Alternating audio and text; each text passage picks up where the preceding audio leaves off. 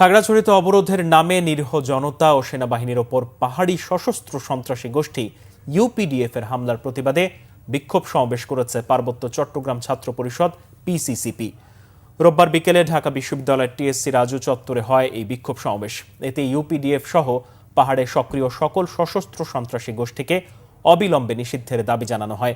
এ সময় পিসিসিপির সভাপতি শাহাদাত হোসেন কায়েস বলেন, ধর্ষণের মতো মানবিক ইস্যুকে ঢাল হিসেবে ব্যবহার করে সেনা বিরোধী প্রচারণা চালানো হচ্ছে।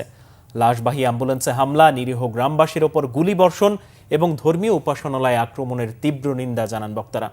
বলেন, এসব আক্রমণ গণতান্ত্রিক আন্দোলনের অংশ নয়, এগুলো সুপরিকল্পিত ষড়যন্ত্র ও সাম্প্রদায়িক দাঙ্গা উস্কে দেওয়ার নকশা।